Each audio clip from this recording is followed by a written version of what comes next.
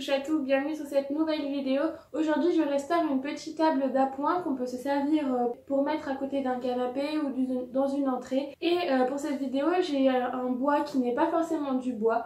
Donc j'essaye de le restaurer en le ponçant comme un bois massif que j'ai l'habitude de travailler, mais pas du tout. Donc c'est un bois médium, donc c'est une agglomération de papier, de bois avec un peu de résine.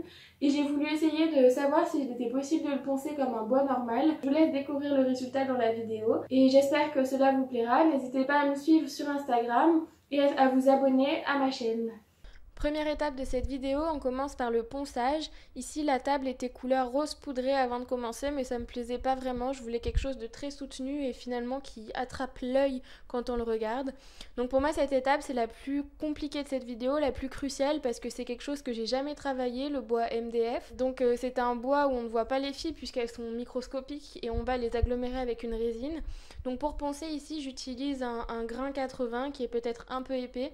Et je vais ensuite poncer en surface sans créer de creux et relief, puis c'est quand même un matériau qui est tendre comparé à un bois brut, par exemple du chêne qui peut être un bois très dur. Et ensuite je vais venir poncer légèrement mon plateau et mes arêtes avec des mouvements circulaires. Donc là aussi, contrairement au bois brut, les mouvements circulaires ne sont pas conseillés puisque sur le bois brut on suit les veines du bois, alors qu'ici on essaie de faire des mouvements circulaires pour enlever toute la peinture initiale. On part sur la deuxième et dernière étape de cette vidéo qui est ultra rapide, donc c'est la peinture. Ici j'utilise vraiment des matériaux que j'ai à ma disposition, donc j'utilise un rouleau mousse que normalement j'utilise sur mes toiles, etc. Donc c'est un rouleau de loisirs créatifs classique avec une peinture orange vif. Elle est appelée orange sanguine pour la marque Avis, mais pour moi c'est plus un orange vif. Et je vais l'appliquer directement sur mon support que j'ai préalablement dépoussiéré pour éviter tout corps étranger.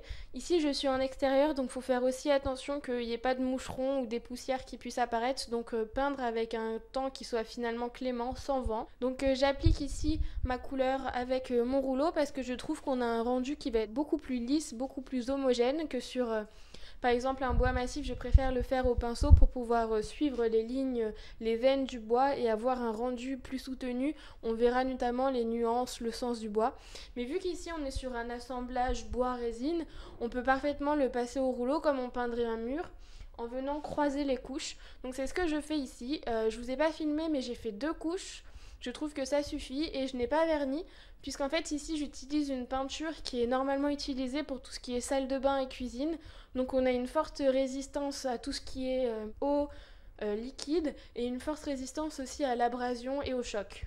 Petit conseil de fin, lorsque votre table est sèche, je préconise de laisser quelques jours la table de côté avant de poser quoi que ce soit dessus, puisqu'on va laisser finalement tirer la peinture et rentrer dans le support. Parce qu'en fait, si on met du poids directement, ça risque de faire un transfert sur notre objet et justement de faire des marques sur notre table.